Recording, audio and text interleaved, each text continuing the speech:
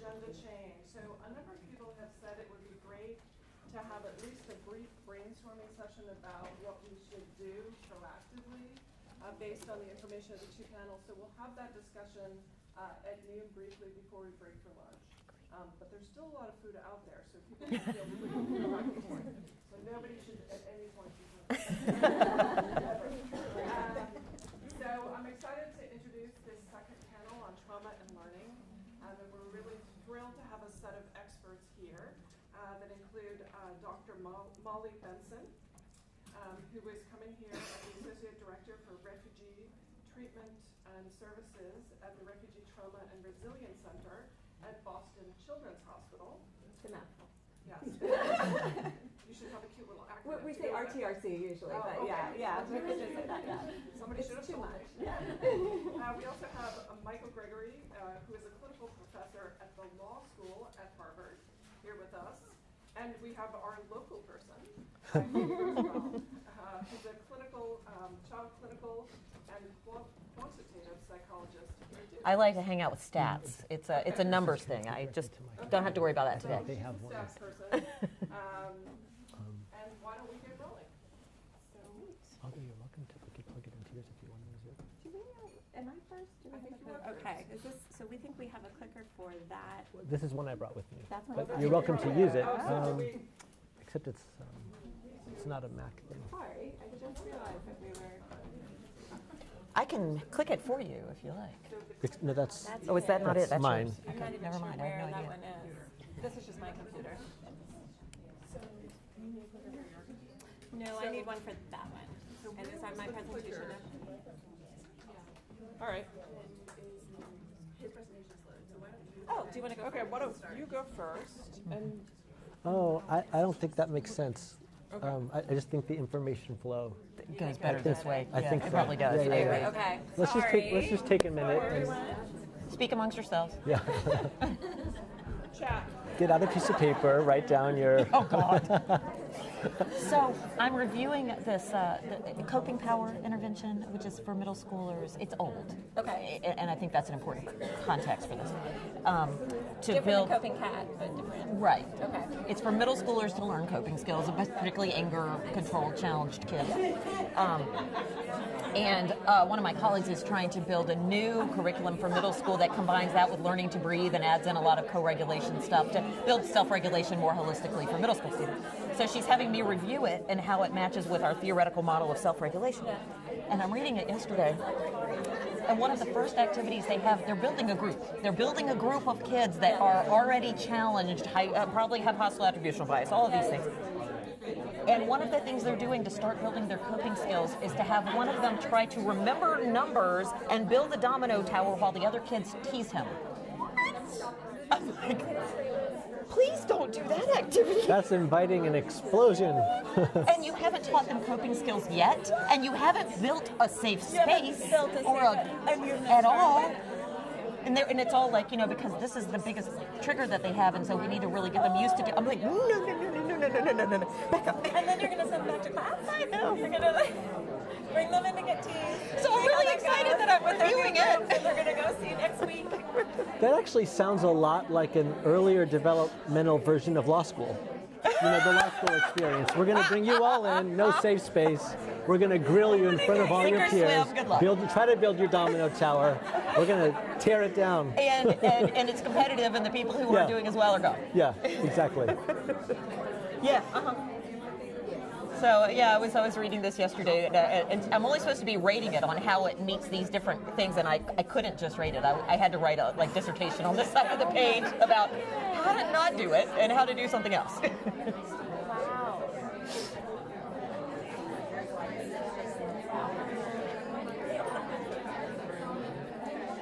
Sorry, I didn't realize this before. Yeah.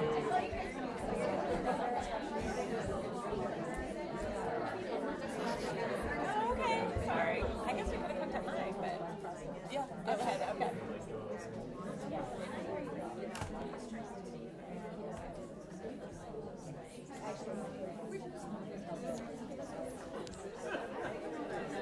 And I might just plug mine in. Doesn't lose power. I'm very pleased that, was it Maria who was sitting here before? I'm very pleased that she had no slides. So that makes me feel good. It's the third person. I'm the anchoring no slide person. Yeah. So just switch between those two.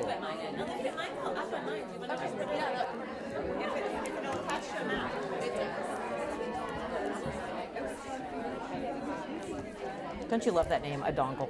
It just kills me. She didn't know that was the name of it. Wait, I don't actually know if I know how to do it. Where does that here, I think? I think it goes there.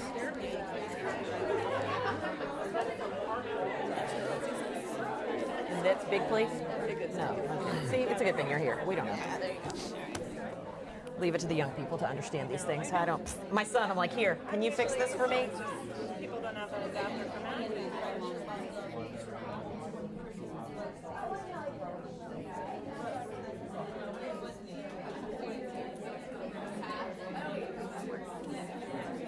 You know what I have managed to do with my son?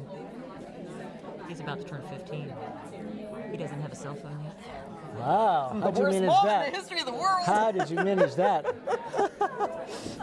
I don't know. I told him, when you need one because you're driving or you're on a sports team after school or you're doing something away from home that you may need to contact me, I said, oh no, we'll buy you one. Right now you don't need one. And he's Good like, for all right. you. And I told his teachers, because I'm like, sometimes they're like, pull out your cell phones because we're going to, I'm like, he doesn't That's have a why cell he's phone. reading his book in the I morning know. instead of like on his I know. smartphone. That's really good. And so the teachers are all, they have ones that they let him use. They're like, he doesn't have, no, he doesn't. Do you need some help? No, it's not that we don't have the resources. We don't want to do it. Yeah. That's really No good. one understands. Older. Do you want to use yours? It could be my computer's too old. I don't know. Do you know which is hood for the?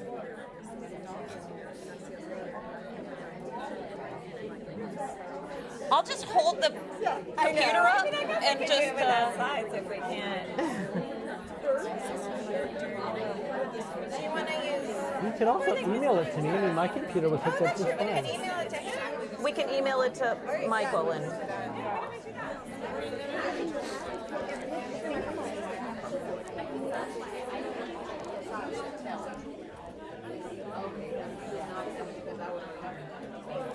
So let me know when you're ready for my email address.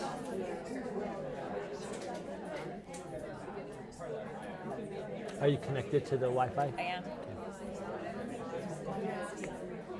I don't have such a small laptop that I could carry around that easily. Mine is like. What's your email? mgregory@law.harvard.edu.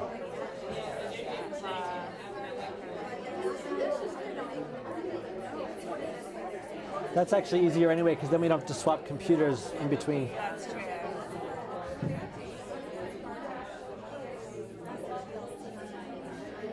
And I just added some random extra slides at the end, so now, in case I wanted them this afternoon. You know what? I might send it to you from my Gmail. My children's email might take too long. So mgregory. @law.harvard.edu. Perfect. When I do that.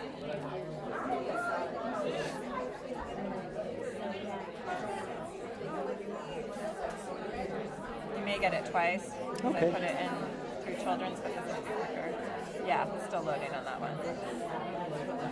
When you said your children's email, I thought you meant the email that belongs to your children's, and now I'm with you. Children's Hospital. I'm like, why is she using her children's email? I don't know. Come through. Not yet.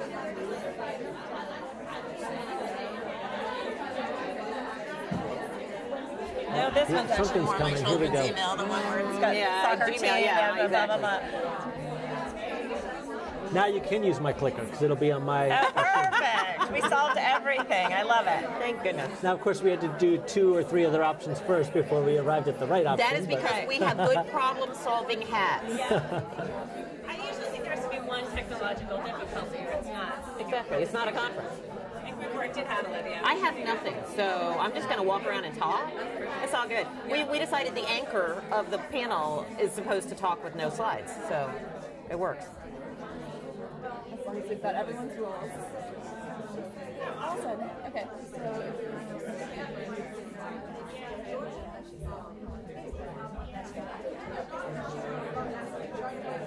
Oh, I don't want this. No, that's Back to fine. this. That's fine. No, I don't. Well, I mean, I don't know what you want. Did you want the? How do you want the screen to look? Are you going to be looking at this? Yeah. Now, try the clicker and make sure it works. Yeah.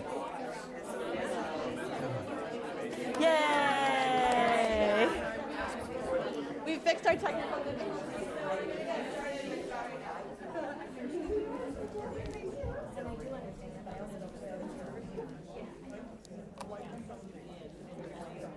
Thank you, everyone, for your patience. I think we solved our problem. So I'm really excited to be here, and it was great to see the first panel. I feel like I'm always learning in this work as well. I'm a clinical psychologist. A lot of what I do is to consult to programs around a mental health intervention we've adopted for refugees called trauma assistance therapy for refugees. But another big piece of my job is doing trainings like this, where we go out into the community to different types of organizations to talk about how you work with refugees in these different types of settings, like schools, how to think about trauma and the refugees' experience in particular. So we usually put this up. I feel like I'm speaking to the choir today because most of you, I think, work with this population. Because a lot of the work that we do is focused on refugees in particular, we do sometimes like to distinguish what the difference is between a refugee, an immigrant, and asylee. Important, I think, for understanding the experience of trauma is really looking at the definition of a refugee, which is that these are children and families who are fleeing some type of persecution or war. They are targeted in some way, and they have therefore obtained refugee status. It also means that you will encounter people who are asylees or asylum seekers who really have the same experience. The only difference is they made it to U.S. soil first, and then they filed for asylum. And so their experiences are very similar. They're looking for the same types of rights here in the U.S., but they made it here first, and now they're trying to obtain that status. This was mentioned earlier in the panel. We also talk about immigrants who can come here a number of different ways. Often they come with some of the same traumatic experiences as refugees. And so I think it was mentioned earlier, kids coming from Guatemala that have experienced these long trips and trauma along the way. So we know that some of those kids as well are fleeing the same types of persecution and violence. They may just come here in different ways. They may file for asylum when they come here. They may come legally or illegally, but we know that they can have similar experiences. We often talk about the importance of thinking not only of the traumatic experience and the individual impact, but really thinking about the social environment that happens for kids as well. And just to understand some of the traumatic experiences, so we're talking about experiences that may be life-threatening, where a child feels that their safety is in danger. And we often think about for refugees and immigrants that this can happen pre-migration, during migration, and upon resettlement. So this can happen when you're living in a war zone. You can experience trauma when you're fleeing that war zone and trying to get to a refugee camp or somewhere safe. It also happens here in our own community. So just because you've been resettled in the U.S. doesn't mean you may not be experiencing trauma. In fact, often refugees or immigrants are resettled in areas where maybe the housing is better, where they're able to obtain jobs, but there may be more community violence. They may still experience domestic violence at home. There may be threats in the community, and those are important things to consider. This is also a list of many of the types of violence or trauma that people can experience along this journey. I mentioned living in refugee camps too. I think one thing to think about in terms of living in refugee camps is that while kids may have escaped the direct war zone, there still may be violence within the camps. There's still maybe not enough access to resources, fires, things like that are traumatic in that environment. So this is my one slide of trauma and what happens. This is a very abbreviated version of what we usually talk about. But really this is to say that our bodies are pretty amazing, right? So we have adapted over a long period of time. We have this kind of fight, flee, or flee response in our bodies. So that when a traumatic event occurs, that kicks in. And we often talk about the amygdala being that more primitive part of your brain that kicks in with that survival response in the moment. That helps us all survive. That's there for a reason. So when we're in the midst of a trauma, we want that response. If a tiger walks in the room, most of us will have some version of that response, and we should. We need to figure out what to do, right? What can happen, and we sometimes call this the low road and the high road. What can happen for people when they have traumatic experiences, and in particular when we think about people who may have chronic traumatic experiences over the course of their life, is that that low road, we call it, that survival response may get kicked off more often than it needs to be. So that if a big cat walked in the room, for most of us, we might jump for a minute, and then we would take this high road in our brain. Slow down, that kind of frontal part of our brain would kick in, and we would say, oh, you know what, there's not a threat, I'm okay. That's just a cat, and we would be all right. What can happen sometimes is that that cat walks in the room, and you've had a traumatic experience with a tiger before, and you immediately go to that low road, and suddenly you're in survival response. So how does that look, let's say, in the classroom? That may be the child where they seem like they're doing okay, you raise your voice, you don't even think you're yelling, suddenly that kid's under the desk, you don't know what happened. You've got a kid, let's say, standing in line in the lunchroom who's a refugee kid who maybe in the refugee camps had to fight for food. Someone bumps them in line as they're waiting for food. They have a huge response and a dramatic response. You don't quite know where that came from. It's setting off that low road response. We also know that the kids are quite resilient, right? And so that often after traumatic events they do okay. But what we do get concerned about is when that low road is set off too often, you think of that being a well-worn pathway, and that they may be more likely to have that response in these situations. Is that making sense to people? This is my very abbreviated version. We also know, and I think everyone will talk about this today, that this experience of trauma can impair learning. It can impair our overall self-regulation, but it can also adversely affect attention, memory, cognition, ability to focus, organize, process information, interfere with problem solving, and often result in feelings of frustration and anxiety.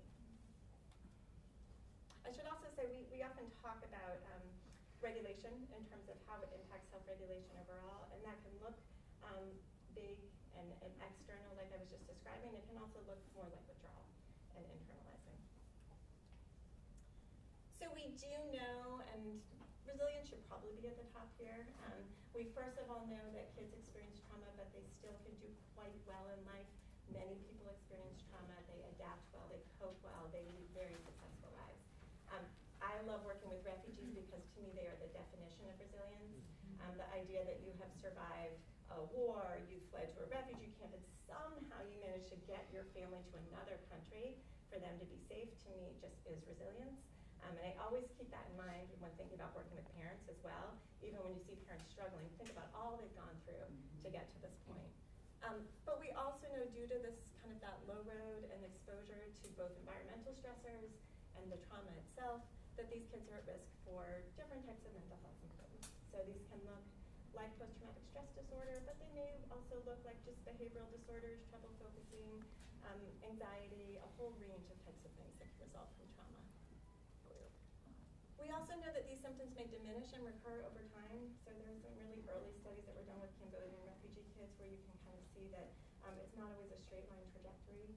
Kids may be doing okay, and then they may have a tougher time, they may show more symptoms. One of the things that we talk a lot about in the work that we do is considering the importance of their social environment and how this may impact their adjustment over time.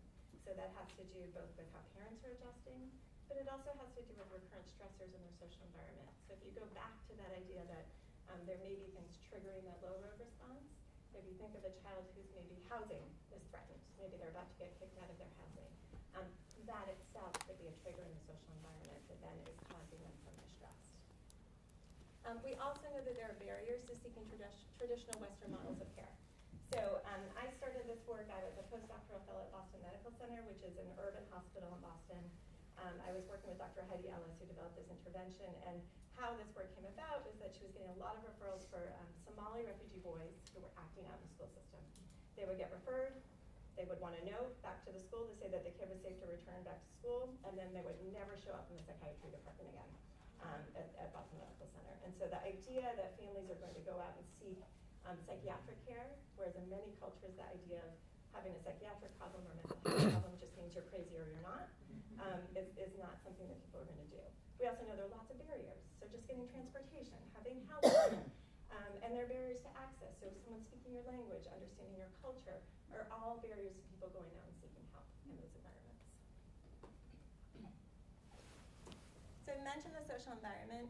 We talk about 4 areas of core stressors that we've kind of identified for refugees. So that it's not only important to understand the trauma itself and the impact on social and emotional regulation, and understand how trauma and the environment interact, but that these other core stressors also impact children's adjustment over time. So we talk about acculturation.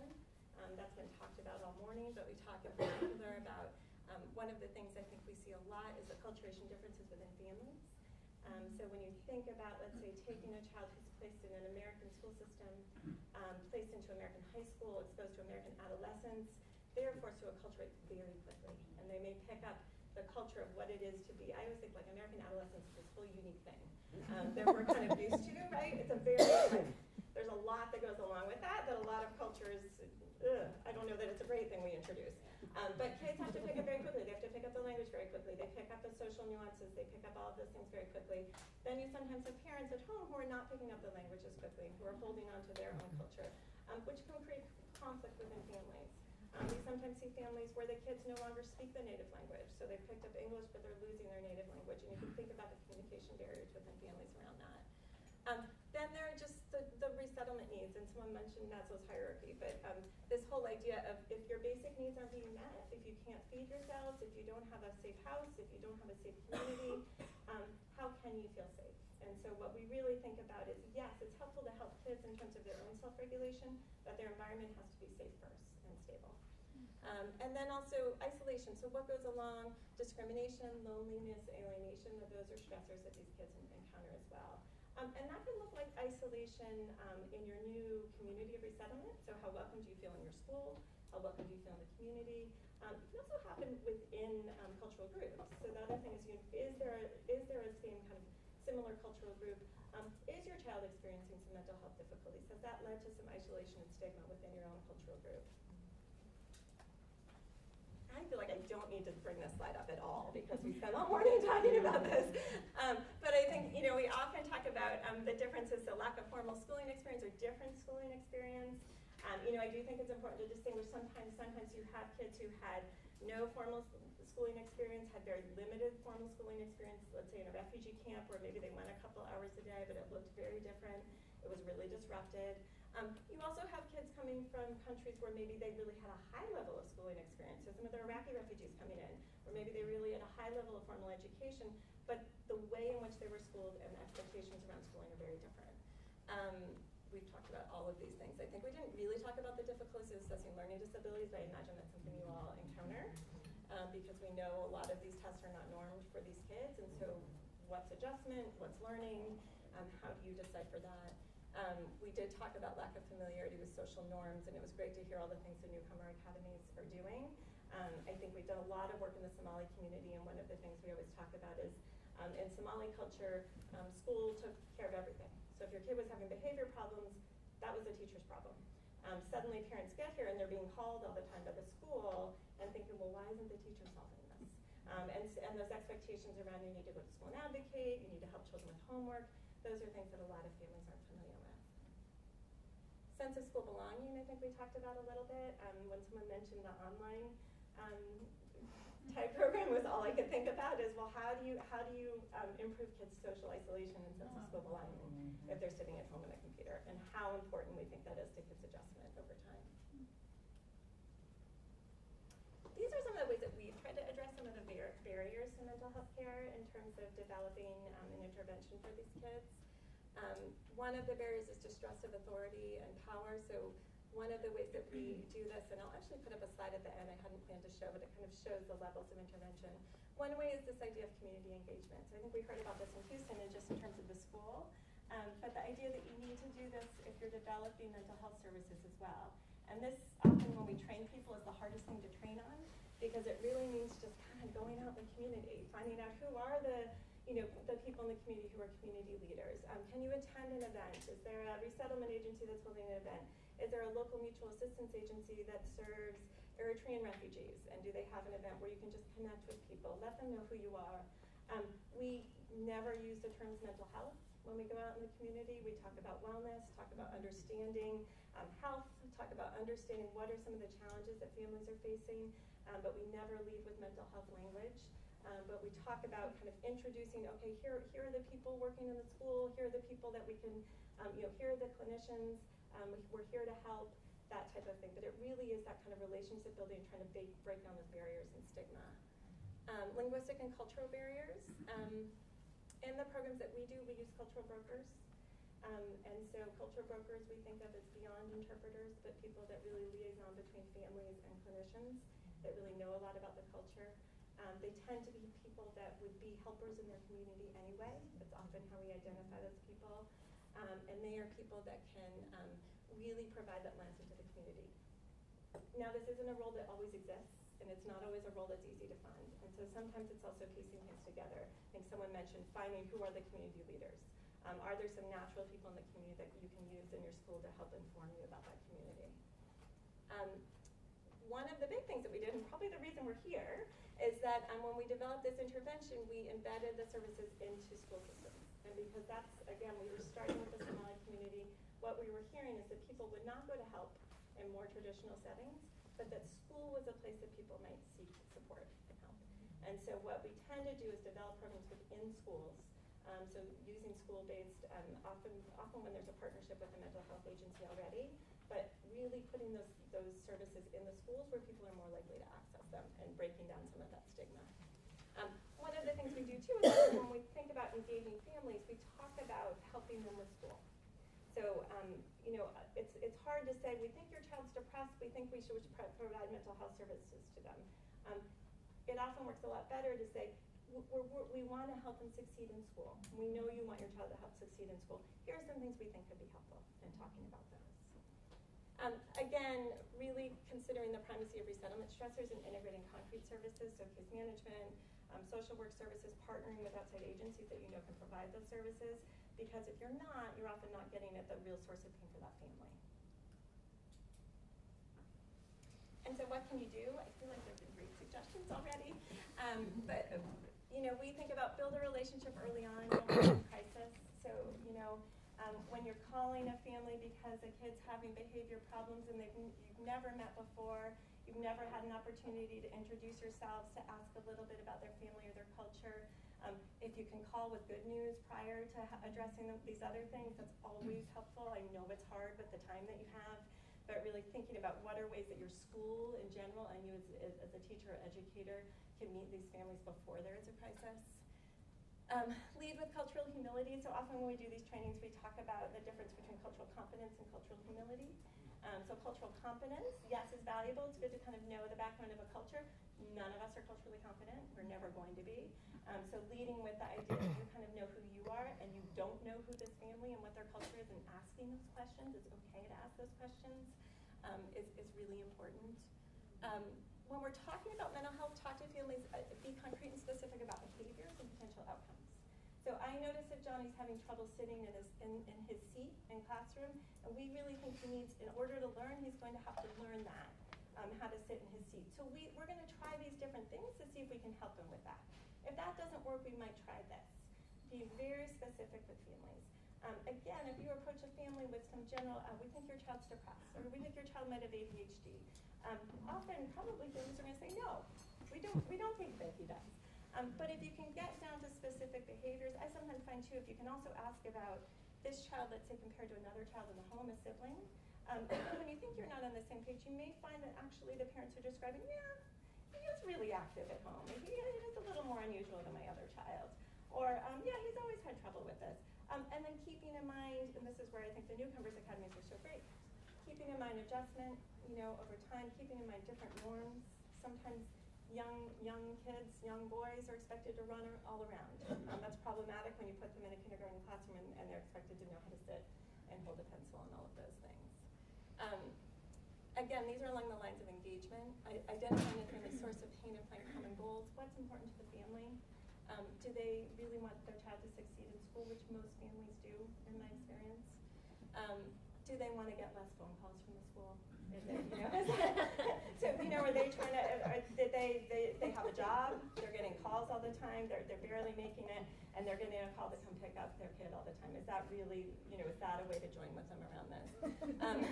Is it housing stability? So that anything else that you talk to a family about is not going to register, because right now they're really worried about where they're going to live. And so is that the thing that you need to figure out, how can we help this family with that first?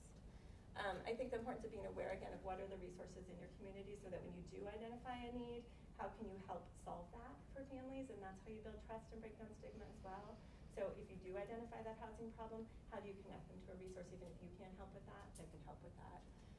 And then I also think always, for kids that aren't having difficulties, still continue to think about how do you connect them to activities to build mastery and resilience. So even the kids that appear to be coping well, we know that we can just build on that even more. So Some of those things for kids that are struggling or not struggling are really important. Do they have a summer camp to go to? Do they have something to do after school?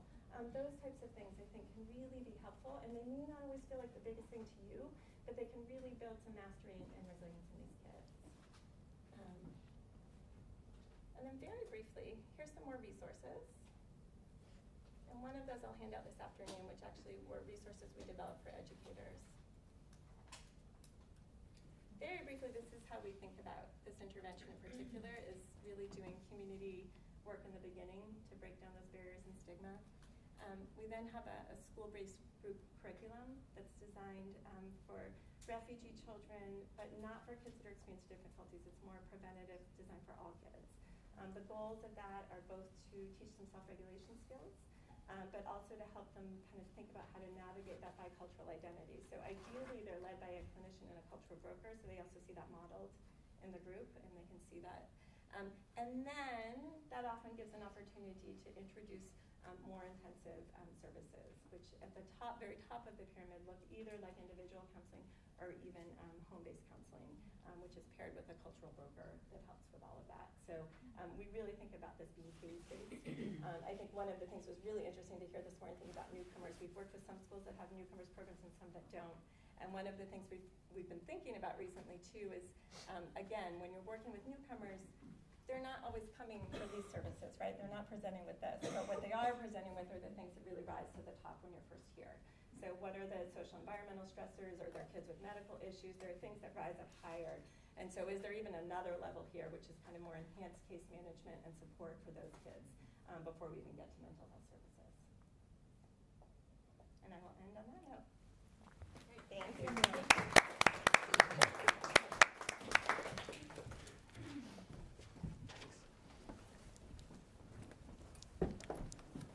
All right, so we're just going to switch slideshows here. Give me a moment. Let's see, and I want to make sure. Okay.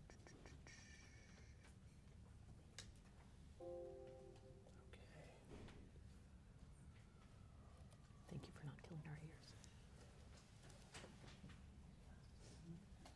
This matters.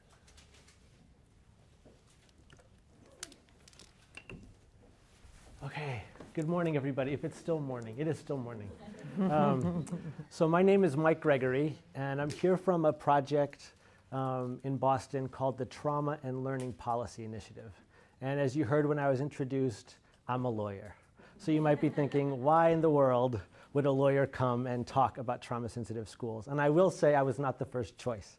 They actually reached out to a member of our team who's an educator, but he was not available, so you got stuck with the lawyer. So hopefully I'll be a good plan B. I'm going to start by telling you a little bit about our project, the Trauma and Learning Policy Initiative. So we're a collaboration of two organizations, Harvard Law School, that you probably heard of, and a nonprofit in Boston that you may not have heard of called Massachusetts Advocates for Children. And MAC is the advocacy organization that almost 50 years ago now was successful in advocating for the first state special education laws in the country, which then became the precursor to the federal IDEA. Also advocated for the first state bilingual education law in the country, which then also informed federal legislation. So it's been an organization that's been at the cutting edge of children's advocacy for the past 50 years. And in about the mid-90s, started to learn a little bit about what the impacts of trauma on learning can be for students, and created a whole project around this. And then in 2004, partnered with Harvard Law School, and I'll explain a little bit more about what that partnership looks like today. Our mission is to ensure that children who have been traumatized by exposure to violence and other adverse childhood experiences succeed in school. So that's a big mission, and here's how we work to get there. The first thing that we do, and here's where the law school comes in, is we have an education law clinic at Harvard Law School. And in that clinic, we represent families of children who both have disabilities that qualify them for special education, but who also have had traumatic experiences. And what we're looking at is the interface between their disabilities and the impacts of trauma. And then through the IEP process, trying to help schools gain a better understanding of what's going on for these kids and making sure that they're getting services and supports in their IEPs that meet their needs appropriately. That's the first thing that we do. The second thing, and this is what the non-lawyers do, is work directly in schools, providing professional development and coaching and facilitation in schools, primarily in Massachusetts, that want to become trauma-sensitive schools. And they work with educators in buildings to help them create trauma-sensitive school cultures. Then what we try to do is bring the voices of the families that we represent and everything that we're learning about what vulnerable families need through our cases, but then also learning from educators who are out in the trenches doing this work about the resources and supports that they need the system to be providing them in order to optimally support these families. And we bring both sets of voices up to the policy level. And we do a lot of legislative work and administrative advocacy with our State Department in Massachusetts to try to create conditions that allow more schools to become trauma-sensitive learning environments. So this is our model of what we would call systemic change. What we're trying to do is get the whole education system in Massachusetts to change, to become sensitive to the needs of students who have experienced trauma. But we think it's really important to be grounded in the real lived experiences of some of our most vulnerable families. That's what our cases give us. But to be out there in the trenches working hand in hand with educators that are trying to do the work and learning from them. So that's our model. That's the work that we do. And what I want to briefly summarize are the core ideas in our work, which you can find in two publications that we've written. Helping Traumatized Children Learn, or as it's known in Massachusetts, the Purple Book, came out in 2005. And Volume 2 came out in 2013. And both of them are available as PDFs for free download on our website. So everything that I'm about to say in my brief time on the panel, but then also in the workshops later, in case you don't find yourself sitting in one of my workshops, can be found in these publications. And they're free for you to download online. So what I want to do is summarize very quickly the 5 core ideas contained in these 2 publications. So idea number 1, this will come as no surprise, it's everything that we've been talking about this morning, is that many students have had traumatic experiences. So when the first panel was beginning, I think somebody said something about, well, like how many, people ask, how many of the students in your school are traumatized? And I say, everyone. And there was like this ripple of recognition that went through the room because everybody here understands that to be true. But 20 years ago, when we first started this project and were in rooms like this and would make the claim that large percentages of students, not just in newcomer schools, but in every school and in every classroom had traumatic experiences, that wasn't taken for granted. So we've come a long way in that we can enter rooms now 20 years later, and in many places it is an operating presumption that many kids have had these experiences. The second core idea is that trauma can impact learning behavior and relationships at school in all of the ways that Molly just laid out and that we heard on the first panel. So again, 20 years hence, most people, maybe not most, but a growing number of those in the education profession take this for granted. And I guess what I want to say is, just to build off of Molly's presentation, is that what we see in our cases are kids who very often are habituated to taking that low road, as you called it. And of course, that low road is so undermining of all of the things that you're trying to do in an academic setting. Right? All of the things you're trying to help kids learn are all those higher order thinking skills. And so if you're constantly in that low road mode, the acquisition of those skills and ways of thinking is going to be undermined. And that's what we see in our cases, every one of our cases. But these 2 ideas taken together are what we see as the public policy problem that we're trying to address through our project. These 2 things taken together result in a situation in which so many kids are being misunderstood at school. They're exhibiting behaviors or they have learning challenges, and schools are making a certain set of assumptions about why those challenges are existing. And they may be partially correct, they may be totally incorrect, but we're trying to say, how can we have a way of thinking, a new paradigm to better understand what's going on for these kids. And the basis of that paradigm is understanding ideas number 1 and 2. So the solution that we are advocating for are trauma-sensitive schools. where all children can feel safe to learn. And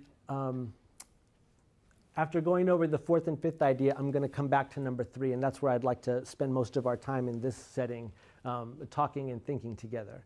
And what I want to say briefly here is that when we say trauma-sensitive schools, what we're talking about are schools that have created a culture in the school of trauma sensitivity.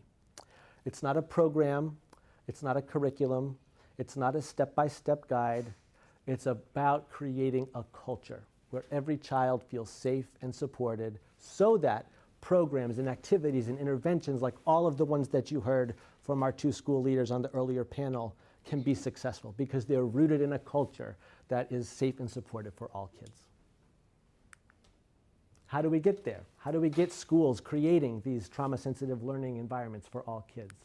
Well, the first is a school level idea, and that's that in each school that's going to embrace trauma sensitivity, it requires a whole school process. It's got to involve everybody in the school.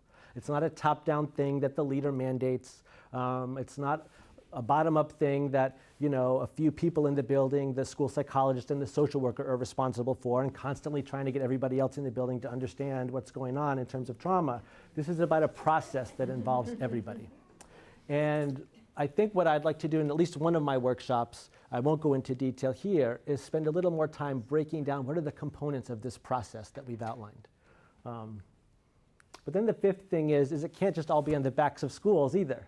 What do we need to do at the policy level to set conditions that will allow schools to embrace a process to create a trauma-sensitive culture? And this means that helping traumatized children learn, whether they're newcomer students or students who have experienced other forms of trauma, this should be a major focus of education reform. We need to have accountability structures that don't give schools an F, that are doing this amazing, amazing work creating a culture for these students, but the accountability system doesn't recognize that work. That's a way in which policy is not setting conditions that allow for this work to flourish. We want to change that thinking. So those are the 5 core ideas. Like I said, I want to come back to idea number 3 and talk a little bit about what I mean when I say a trauma-sensitive school culture. So this is our definition of what a trauma-sensitive school is. A trauma-sensitive school is one in which all students feel safe, welcomed, and supported, and where addressing trauma's impact on learning on a school-wide basis is at the center of its educational mission. So that's a lot of words. Let's break it down a little bit. So first of all, it's about all students. So while we know that large percentages of students have had traumatic experiences, and perhaps in a newcomer school, 100% of the students, almost by definition, have had some form of adverse experience, I mean, just simply the process of immigrating is an adversity, even if it's not through the refugee experience. So while we know that in some places the percentages will be very high, we know that everybody has bad days. Everybody, you know, has experiences like their dog dies when they're in 3rd grade and they're having a really bad time. A trauma-sensitive school culture, while it might be required for certain students to be able to experience educational success, will benefit all students. There's no student who's not going to benefit from a culture like this in their school. This is a universal design approach.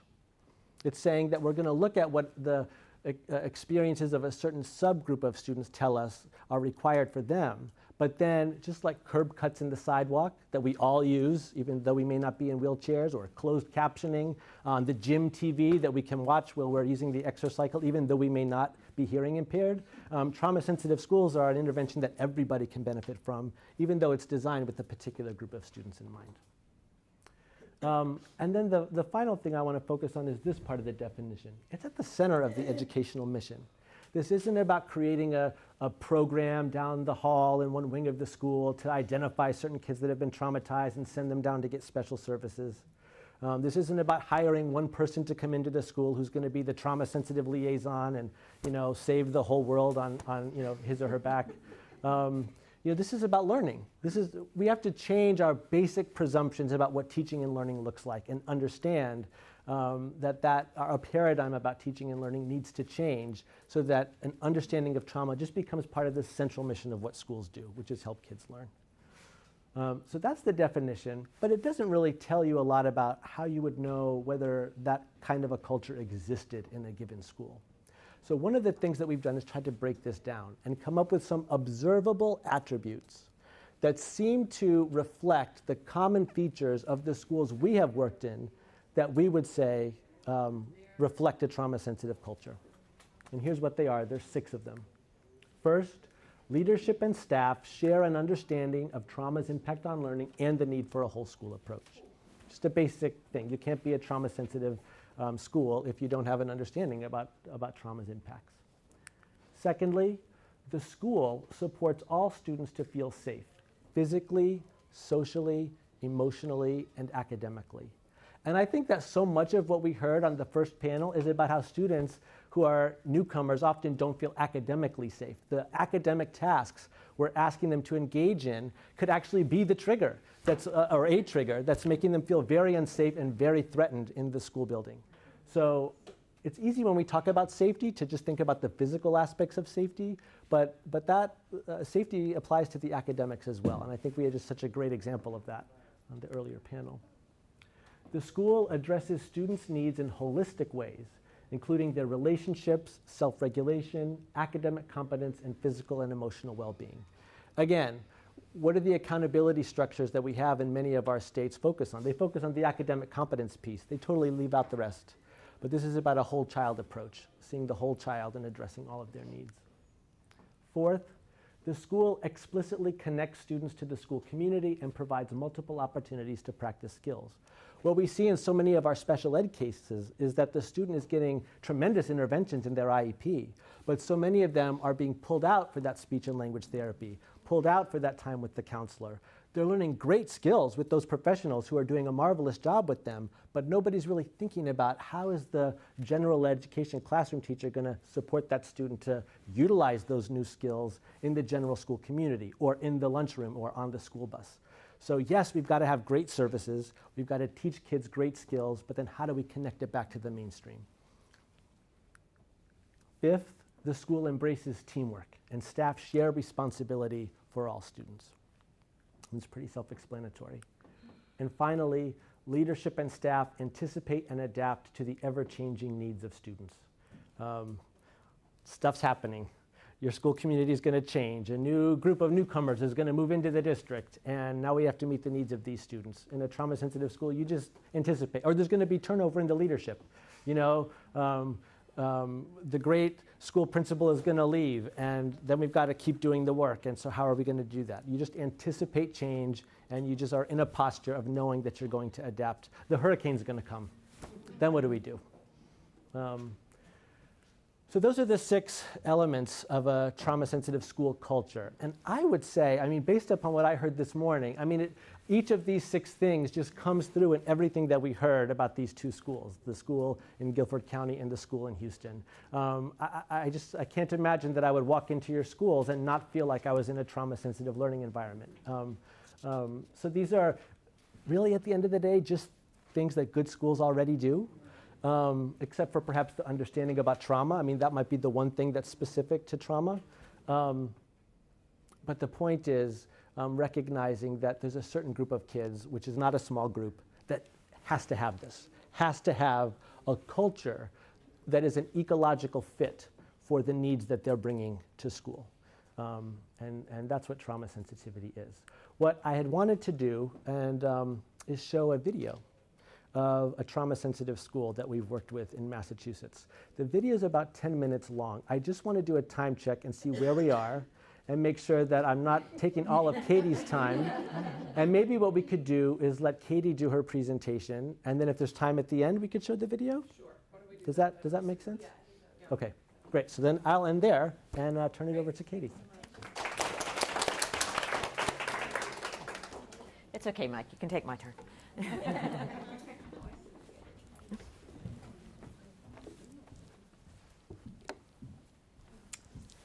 I feel so honored to be here with you all today because you're all my neighbors. I work half a mile that way.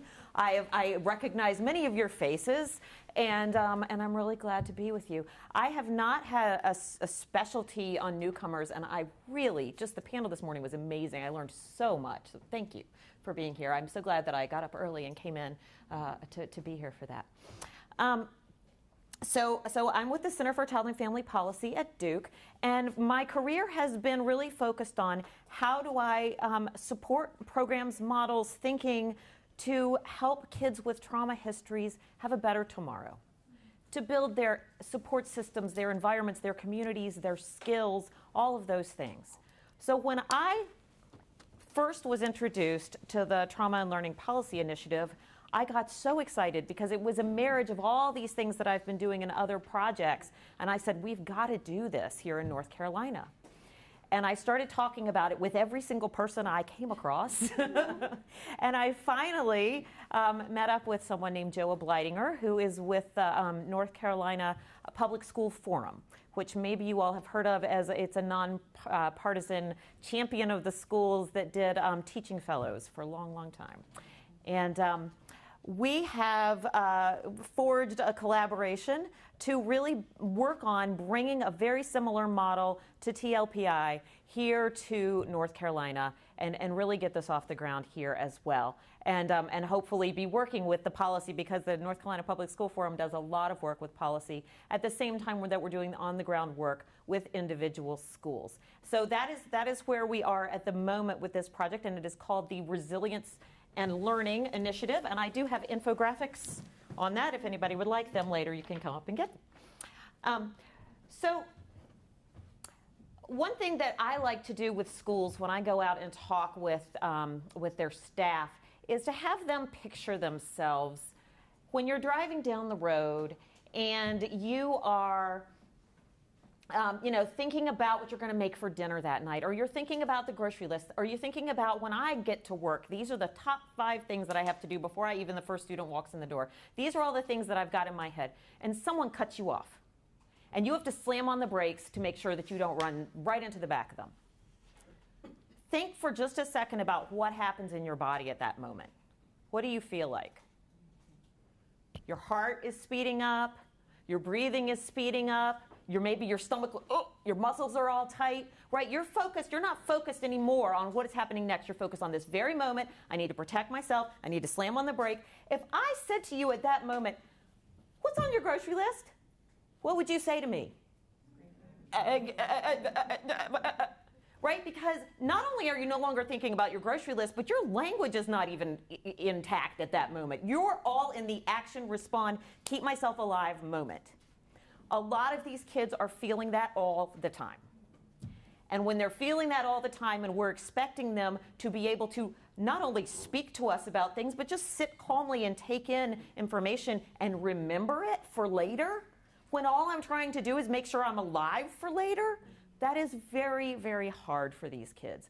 So the very first thing we need to do is create a place of safety. That is the bottom line.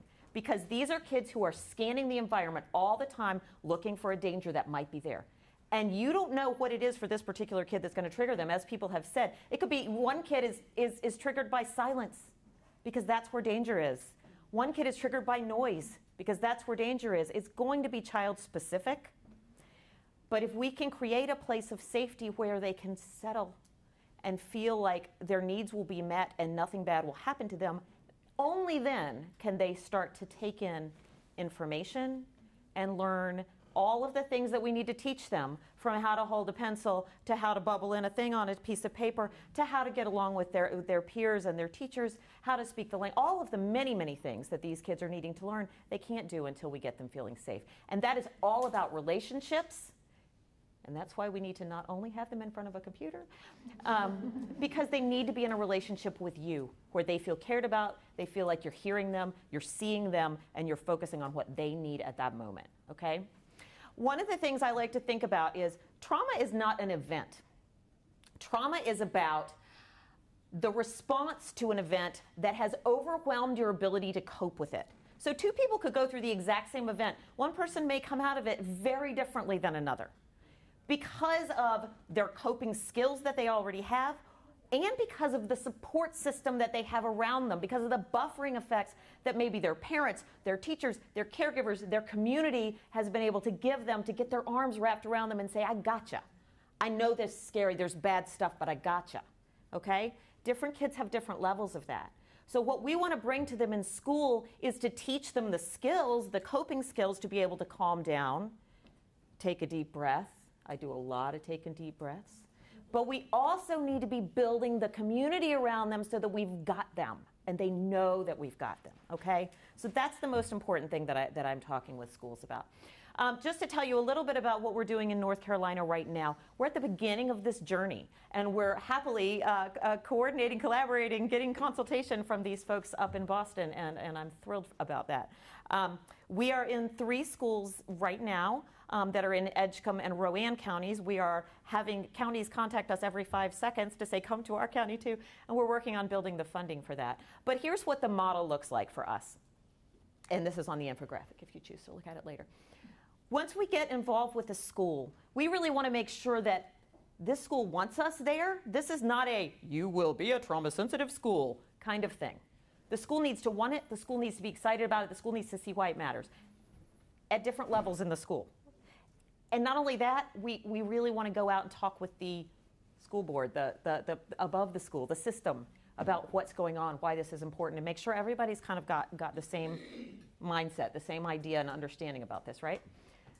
What we're then doing is working to create within each school something we're calling a resilience team, which is members of different positions across the school that are going to be the on-the-ground like work group that are really going to be the school, that school's leadership team around this model. Again, it's a whole school model. These are not the only folks doing the work, but they're the ones who are going to wake up thinking about it every day and who are going to be coming together to do a lot of the thinking. They're going to include an administrator. They're going to include student support staff. They're also going to include teachers. They're hopefully going to include people like custodians, cafeteria workers, bus drivers, people who are seeing these kids in different places, different settings, ESL teachers, and can help support these kids. But we are then going in and talking with every single staff member in these schools, every single staff member, to learn on the same baseline level what it is that trauma looks like. How trauma looks in the classroom. When you see a kid who is being aggressive and defiant, can we shift our glasses instead of thinking that this is a bad kid? Think about what's going on that this kid is reacting to that we need to build the supports in the community around to help them have a different reaction. If we see a kid who's withdrawn and looks maybe like they just don't even care, they're asleep in the corner, they don't care about school, maybe they didn't sleep last night, maybe they're so scared of being noticed that they're trying to disappear. Having these thoughts in our minds so that we have a different way of seeing the behaviors and a different way of thinking about supporting them. So that's what we're then doing, is the rest of the year we're spending with that whole school trying to think about what are the strategies in this school that are going to be the most effective. What are your key areas that you want to start with? We can't fix everything at once. We're going to start with your key areas and build some strategies to work towards those. And you know, that's going to overflow into everything else that's happening in the school. So then we're going to be giving them that kind of in-house coaching and just being there, being in the school, walking around, being a piece of the school for the rest of the time and trying to move towards a trauma-sensitive school that we hope will then look like those 6 things by the end of the year. So that's where we are right now in North Carolina, and I think that's all I got for the moment. I'll sit back down. Maybe we'll still have time for the video.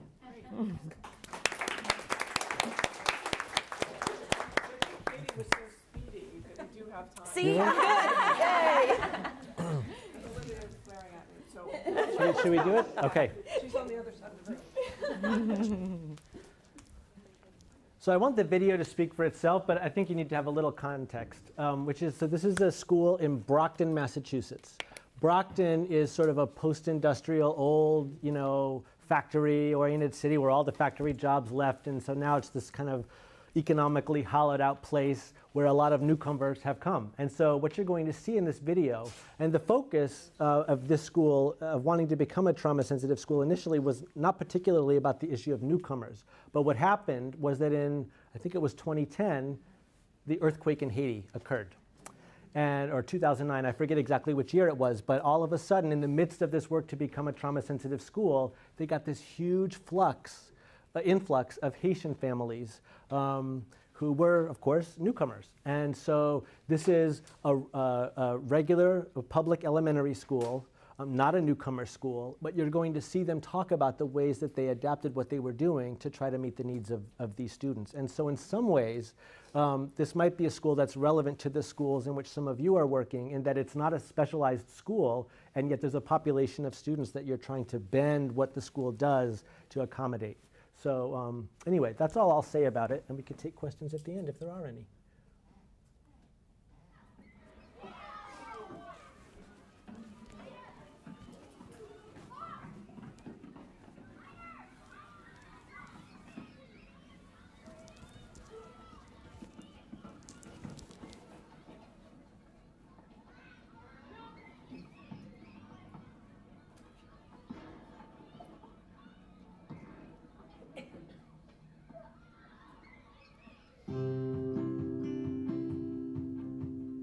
It's one thing that's really important for students coming off the bus. Their first interaction with anyone in the building on campus is that they have a positive greeting. They start their day off on the right foot. Are you in kindergarten, right?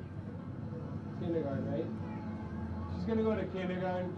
She came in on a new transportation, so I think she's a little scared. Being a trauma-sensitive school really comes down to establishing a culture in the school of awareness that there's a lot of students in our school that are experiencing something in their home lives, and bringing that into school, which could maybe cause some roadblocks to their education and their relationships with peers and their self-regulation. And really it's our job to kind of fight through those barriers, not fight through, but kind of open the school up to be a positive place for them. Okay, bonjour! Come on, ça passe? The expectation of the week is to be kind. Think about how you're going to be kind to everyone today. As an adjustment counselor, you're really dealing with children either adjusting with coming to this country, because as I told you, there's a big Haitian population here. So when they come, so many things are different. And I remember when I came myself here, there's so many things that you have to learn. Even taking a bus, you need to know where to stand to take the bus. So many things that you need to understand. I had one of the students who came from Haiti. As you know, in 2010, January 12, we had the earthquake in Haiti. Those children will never be the same again. Some, I have one of them who lost mom. Till this day, never spoke about mom. The support you will see in the classroom, willing to help. As soon as you enter the class, the principal is already out there, giving five and talking to the children. Everyone needs to feel supported, and that includes teachers. And I think having that extra support and really giving them a voice, having a voice and saying, listen, I need help. I need help with this student, and knowing that there hopefully will be help. Fraction review from third grade. Equivalent fractions are fractions that are... As a teacher who's been teaching for 16 years, I think trauma sensitivity has to be at the forefront of any instruction that you're going to have and be a success throughout your day. I would let any teacher know, either coming into teaching for the first time or seasoned teachers, that it is such an important part of your day. Starts with our classroom teachers, and this goes on throughout the school, developing a sense of family, that these are kids that we really care about. And it isn't, again, they develop relationships with the child. The mantra that we live by is to support the students from every aspect that we can possibly support, making sure that they come to school, breakfast in the classroom, that the students are fed, making sure that we have programs there in the afternoon, after school programs again, where the children have snacks. They have opportunity for relationship building, from the teacher in the classroom to the person serving the food in that cafeteria. And it is truly a family, that we support children from the time they come as kindergartners straight through when they leave as a 5th grader.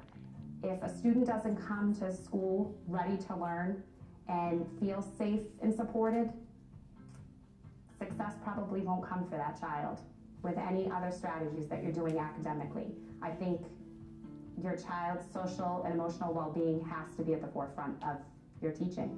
Sometimes a teacher will bring up a child for academic issues, and once we start talking, we're like, okay, let's roll it back a little bit. It might be more behavioral, and then we'll get to the academics, because sometimes the academics have to come secondary to some of the behavioral stuff that's going on first. You have to get them calm and settled and feeling safe before they'll be available to learning. They're not always at that point yet. I I could look into my classroom and, you know, a child that I might have thought might be more like ADHD, I'm like, oh no, like that might be more trauma-based and they're presenting as maybe ADHD, but really they're just going through whatever emotionally from whether it's home or whatever environment has maybe caused something unsettling in their life. Everyone in the world's been through some sort of traumatic event, whether it's something small to something extreme. And I think it's just the culture of the world now that it needs to be made more aware, because then it allows you to take a step back and be like, this is why, you know, so-and-so doesn't respond well to me, or this is why, you know, so-and-so responds better to a female than a male. At the Baker, I certainly, when I walk through or I walk into that school, immediately you pick up on that positive energy that's in the school, whether it's the way your school secretary greets you, walking through the building with your school administrators, with teachers, how are they interacting with one another. Those are the things that kids really connect to, especially kids who really need to be in a psychologically safe environment. The behavior of the adults actually sets the tone more than the behavior of the kids. And the recognition, I think that comes through this work, helping adults to understand that they have more influence on student behavior, or they have the influence on, the most powerful influence on student behavior. The Baker School is very intentional about the expectations around the way adults interact with kids that really pushes it beyond all of those sort of district requirements. And those structures focus a lot on what kids do, but I would say that a trauma-sensitive school really focuses on what the adults do and how the adults can support students just by making some very small changes. It's not a curriculum. It's not a lesson plan and here's what you do, day 1, day 2, day 3. It's a mindset. So it really is keeping the conversation open, keeping it in the forefront of your mind, always going back to, okay, you've done everything you can, what else can you do now? Going back and revisiting, like there's something else. We've got to do something outside of the box. What can we do to reach these children? What is the back zone to me? Green zone. So when we're at the green zone, do we touch people? No. Stand up for a second, show me. What is our song again? My hand. My feet. Ready to go. Have a seat. I'll see you later. Thank you, Miss Dennis. Let's go. I gotta go upstairs, and I'll see you later. I think each one of us, we are bringing something different. And I think the respect that the staff has, or the understanding of that, makes a difference. Like I said earlier, if something is going on, they know who to reach out to. They know who to go to. And that person is always available to make things happen, to change. Like I think you spoke to Mrs. Cooley. A child is having a hard time, you can always go to Mrs. Cooley's classroom. Well, yeah, welcome, can come here. I feel like it's a privilege to be a part of the staff at the Baker School. I absolutely adore my colleagues and my administration. Every staff member feels like we're a family, and I feel like I could go to any colleague for any issue or concern, whether it's about teaching, instruction, students. I feel really supported here. Every child at the Baker School belongs to everyone. And when kids feel that they don't just have one teacher or one administrator in their corner, but when they feel that everybody in that school is supporting them, whatever it takes, supporting them academically, socially, emotionally, behaviorally, and we'll put structures in place throughout the day to help them meet their own success, beyond academic success. The teachers are quite happy actually doing that, and the kids are quite happy too. I don't think we should look at a child who's having a hard time and to be pitiful. It's to just give them a chance. I think any child, and I say that to the teachers all the time, any child could learn. Just give them the space. Don't look at their situation, because their situation do not define who they are. Okay, continue. But you have a chance to make an impact in the child's life. That's pretty good stuff. That's good stuff. Thank you, Mrs. Villian.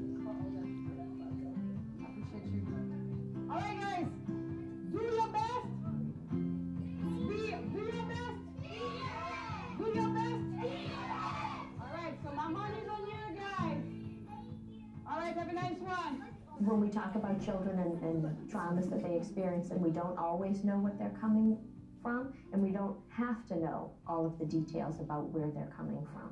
If you employ best practices, it's really best practices for all students. Maya Angelou said it so well. People tend to forget the way that the thing that you do for them. They tend to forget the thing that you say, but they never forget how you make them feel.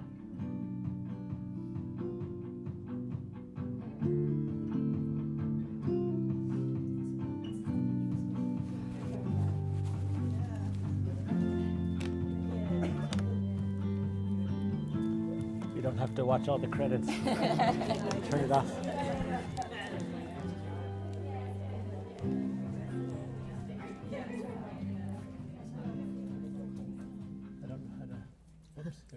So I'm so glad we got to see the film, because I think everybody in the room is probably saying, right, unequivocally, child-sensitive classrooms and schools are a good thing. I'm saying to myself, how can we make Duke a trauma-sensitive workplace? Come to my office. It's awesome over there. Yeah. I have to go. Just by way of opening it up, because I know we're short on time and I want to make sure people get their questions in. Speaking to a group of practitioners who may be eager to deploy some of these things, and knowing empirically that culture is incredibly hard to change, what would you see as the core barriers to trauma-sensitive classrooms and trauma-sensitive schools as people who might be trying to move forward in that direction? So, I mean, I'll maybe start it, but jump in. And you all jump in too, because I'm sure you could list many barriers that you've encountered. I mean, I think, you know, a key component is leadership. I mean, the reason that we were able to hear about these two amazing schools is because they have two amazing leaders that are working to, whether you would put the words on it or not, to create a culture in your schools to support your students in all of these ways. I think when we first began this project, and we were just trying to get the issue of trauma sensitivity on the table, we would go out and do trainings. Basically, any room that would have us there, we would be there talking about this. And so we would do a lot of professional development for, you know, like the guidance staff in a district, or a 4th grade team in an elementary school. And we would sort of present this stuff about culture change, and people would just get really frustrated because they were like, you don't understand, my principal, this is not a priority in my building, so what do you want us to do about it? And so we finally said, we're going to stop going out and doing those presentations, A, because we have limited resources, we're a very small team, but also we don't want to go out and make people really more frustrated. So we only go into schools where we can get everybody in the room and get everybody on board. And what we're having to really think through more, the interventions that we've designed, and that, I mean, you heard sort of Katie talk about what might be imported in some way down here to North Carolina, presume that there's a certain level of readiness within the school and the district to do this. The big question that's still on the table is in a school or in a district that's not ready, where maybe leadership isn't yet on board or doesn't see kids through this paradigm. How do we get that moving? And that's a much bigger systemic problem that we don't have all the answers to yet. But leadership is critical. I've got a question just along those same lines. You know, you think about the kind of mega high schools with just so many kids in them, and trying to get everybody on board. So it's like it's kind of been proven that the smaller, concentrated high schools are. Why are we not moving toward smaller high schools? Because it almost seems like, I mean, this is fantastic, but to implement it in a 2,000 kid high school, I don't know how that would happen, where you can manage. I will say, I mean, all of the outreach that comes to us from schools that want to do this kind of work is almost, I would say, 90% elementary schools, for the reason that you described. We just completed or are finishing up a 2-year demonstration project in 5 Massachusetts schools, and one of them is a K-12, rather a 6-12, but not surprisingly, it's a charter. So it's not operating under all of the pressures that the 2,000 student comprehensive traditional public high school is operating under. And that's a nut, I mean, we have not yet begun to crack, is how do we get this into high schools? But to that, now, if you train people individually and not the school as a whole, wouldn't it be better to have some of the individuals in the school, you know, kind of, you know, work together, and then the school, you know, maybe have some of the individuals doing it this way than not to have any at all. So instead of saying, Absolutely. hey, I'm in high school, you and all want to be on board.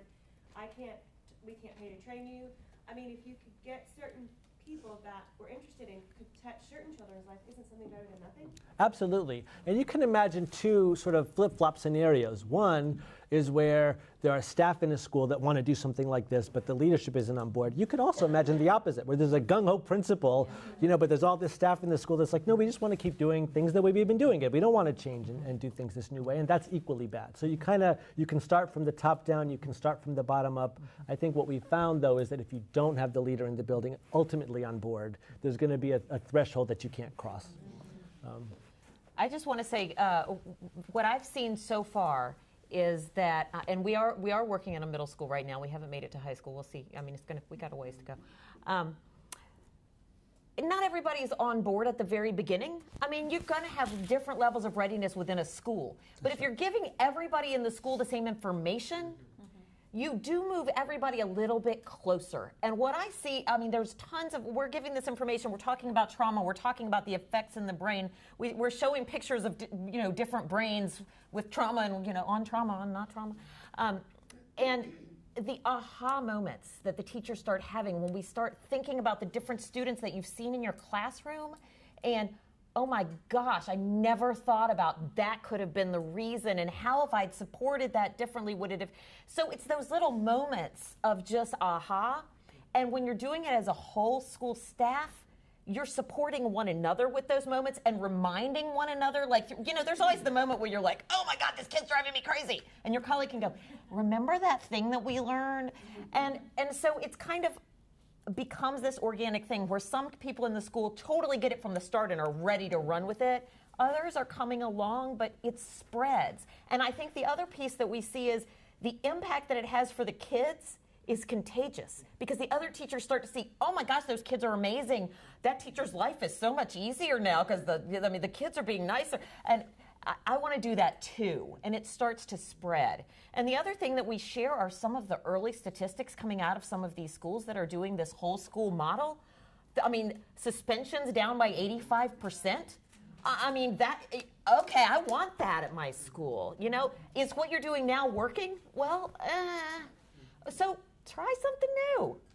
See what happens. Do a little experiment. Maybe this is going to make a difference for you. And they start to give it a shot. Go ahead. I was just going to ask if you're bringing this to the North Carolina State Legislature and all, because I know the legislature very different in Massachusetts than down here. So I hear. Our entire mental health program for newcomers and refugees was cut this year at the state legislature. So I'm just very different. I can't even begin to tell you my level of sadness. I really can't. I know you know. So that is not. I am not well schooled in the area of politics, but that's where the communication through the North Carolina Public School Forum is going to be so critical, because that's the arena where they work, and that's where all of their collaborators are. So they are going to be very actively working in the political arena and trying to advocate. I don't know if you all know that they have a new show called Education Matters that comes on the weekends. I believe it is now on at Saturday nights at 7 o'clock, where they address some of these issues, and they're really constantly trying to bring them to the fore. So it's definitely an area that we're going to be working in. It's not the easiest road, but we're going to give it a shot. Is there any prospect for bringing this to Durham since you're in? So I will say several things. There are some folks, if you all know of the Center for Child and Family Health, which is also here in Durham, there are some folks there we are collaborating with, who are doing some of this work in 6 elementary schools. I couldn't tell you which 6 off the top of my head, but I know that is going on right now. I also know that we have been in communication with many members of the school board who are really interested in seeing this move forward, and are thinking that it will be something that we might start to build into the budget. So I do hope that it will become a growing thing in Durham, and obviously that would be easy for me because here I am. Yeah. I apologize if this question is oddly specific, but we're excited to have some mental health professionals coming into schools in Durham who can actually provide therapy with students. And I'm curious if you could speak generally to how process affected when you're working through an interpreter? How does that change? It's a great question. It's a really good question. It's a hard question to answer. Like I said, we in the intervention we try to use cultural brokers, so have people that can play more than just an interpreter role.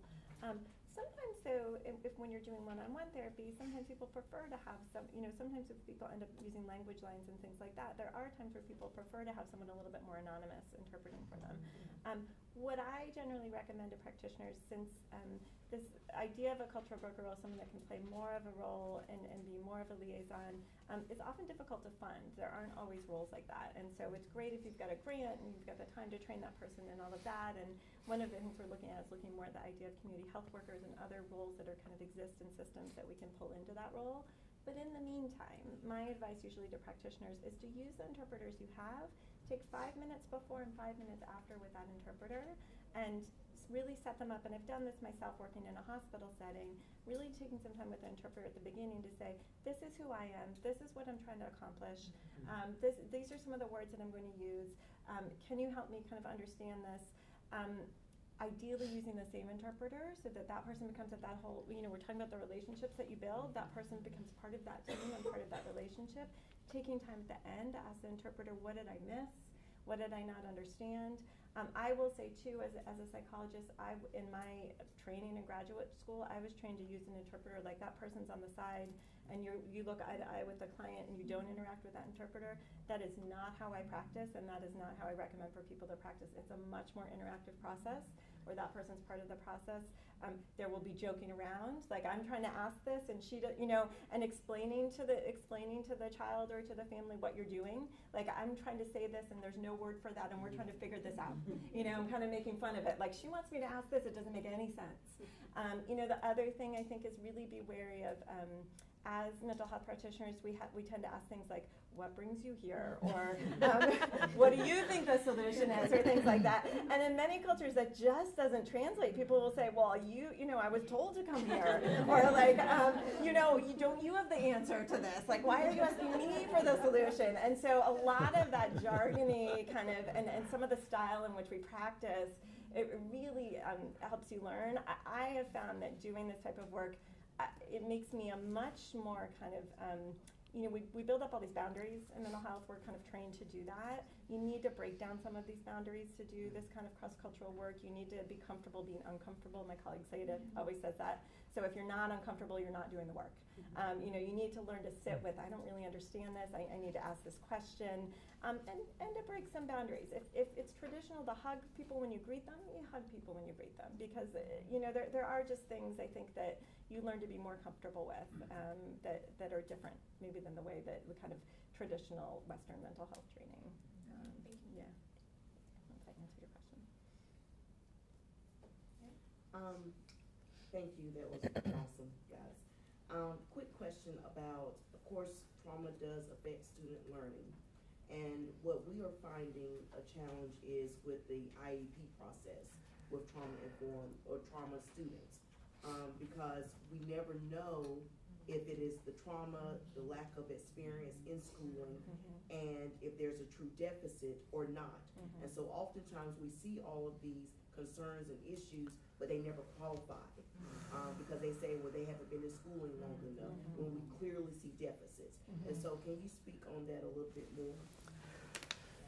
Sure. So one thing I'll say is that probably some of the rules and the regulations that we have in Massachusetts about the IEP process are probably a little different. I mean, well, I know they're very different than what many other states have.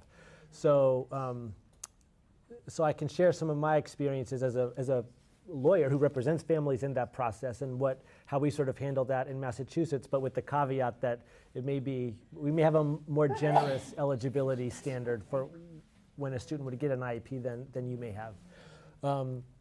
So a couple of things. When we first started this project, people thought that what we would be trying to do is turn trauma into a disability. I mean, there is PTSD, which is a diagnosis that could qualify as an emotional disturbance or an emotional impairment, but PTSD, even in the DSM-5, is still a diagnosis that's pretty adult-based. I mean, there are lots of kids who are perfectly traumatized but who don't meet the diagnostic criteria for PTSD. So many of our clients are sitting there, and at the eligibility meeting, there's not a diagnosis that necessarily reflects trauma. So they might have depression, or they might have an anxiety disorder, or sometimes they don't qualify for clinical criteria in any of those areas, but you're sitting there looking at them, and this is a child with a significant emotional impairment. It just doesn't meet DSM-5 criteria. So in our state, and I think actually this is federal because our state copies the federal regulation, there's a definition of emotional disturbance which doesn't say you have to have a DSM-5 diagnosis. It's very functional. It's that to a marked degree and over an extended period of time, the child has difficulty forming relationships with adults and peers. The child has, and I'm not going to get all the language right, but sort of abnormal feelings or presentation under normal circumstances that's not explained by other things, or basically just sort of a failure to thrive socially and emotionally that's not explained by something else. So it's a pretty broad definition, and in our state, we could get you an IEP even if you don't have a DSM diagnosis. So that's one point. Second point is, when trauma is put on the table, we have to be very careful because we're often representing families who are already highly stigmatized in the school because of their income status, because of their race, ethnicity, language, all these things. And so we don't want to just add one more stigma that this family is going to be known by in the school. And so it's this very delicate process that's case by case about what do the educators actually need to know. And I think as some folks in the video talked about, you don't need to know the blow by blow of who hit who or what age were you or exactly what happened. Simply knowing that trauma is part of the mix here. And that some of the questions that Katie said in the back of the mind, that the differential kind of problem solving that you're running down, you're just factoring trauma in, that it might be part of what's playing a role, is often enough. The third point that I would make about special ed is this. In many of our cases, and this is why there's a lawyer there, what we're advocating for is for the child to be moved out of district. Because they may already be getting significant services and supports in that IEP, but what's missing is the culture in that school. We could be adding much more services or get you in that language-based classroom or whatever the intervention is, but if the culture in the school isn't one that helps the child feel safe and supported, there's only so much that's going to come educationally from those interventions. And so sadly, we still have many schools and districts in Massachusetts that don't really come close to embodying what you saw at the Baker School. And for those students, a therapeutic school is going to be the place where they're able to experience more success because there's an ecological fit between their set of needs and the culture of the school. So the hope is that by getting more schools to look like that, we'll keep more kids in mainstream schools. And anyway, so I'll stop there. I don't know if that answers any of your questions. It's hard. At our school, I'm one of those trauma, one of those six. One of the six, yeah. And we're trying to implement some trauma-informed interventions in our classrooms, but we're finding that there's a really hard balance for staff between being the safe, trauma-informed person and having strong classroom management. So we're finding teachers are trying to create these safe environments and nurturing environments and strong relationships, and that they're feeling like they're losing control of their classrooms in the process, and that they're not seen as authoritative figures in their classroom as much by students. And so I don't know if you have insight on how to help. I have a couple thoughts about that, and this is what we're going to do a little bit if you happen to come to my workshop this afternoon. I spend a lot of time talking, I was saying earlier, talking with schools and teachers about the need for consequences and the need for structure. And when I talk with teachers about, I call it co-regulation, but building that safe environment, right? There's three main pieces. One piece is the relationship that you build with the child. The second piece is the skill coaching that you can give them, like, oh my gosh, you're looking a little angry. Maybe we should go take a deep breath. The third piece is structure. You've got to have predictability, consistency. I know exactly what is expected of me. I know what's going to happen if I don't do what's expected of me, and that's going to be followed through on. There have to be consequences so that I know what the expectations are. So we don't want teachers to be creating relationships at the expense of structure any more than we want them to be creating the structure at the expense of relationships, right? They've got to have both. I'm not giving you a specific strategy. I think it's a much longer conversation, and we can brainstorm about that later. But that's what I talk about. Okay, maybe what we could do is just take a couple of minutes to think through both the previous session and this one, and if there are any sort of macro takeaways or action items that we think we might want to act upon, or how we might proceed with. I thought that might be a good idea, and I know we were talking earlier about sort of what do we do now. I have something to say. I've never been in a conference that all the presenters were amazing.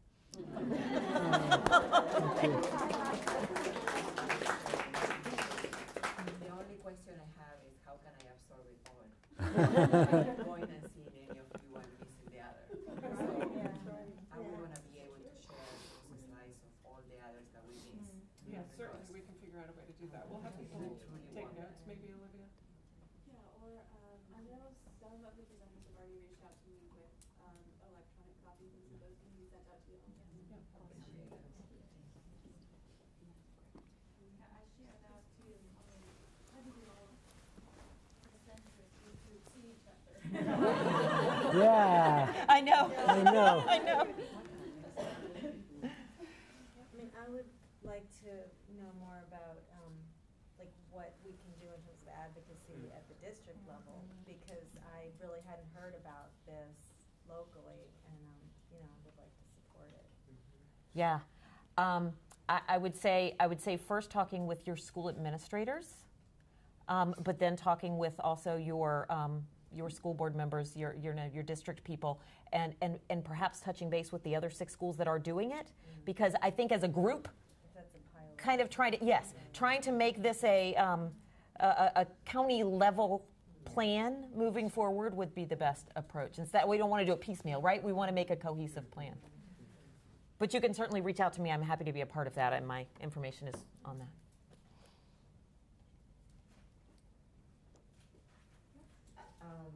Just to add, I think it's important to all the Durham people that we do have a district person here, Yes. Dr. Pittman, Yes. who is associate or assistant superintendent of student support services, and so she hears you all as well, so she can take that back to the board and our superintendent. So she is here present with us. And I echo the colleague who said it's been an awesome morning. So thank you. Any other thoughts before we break for lunch? I know people are still hungry. Don't worry, there's more here. You will be well fed. Okay, well, so I just want to thank the panel one more time.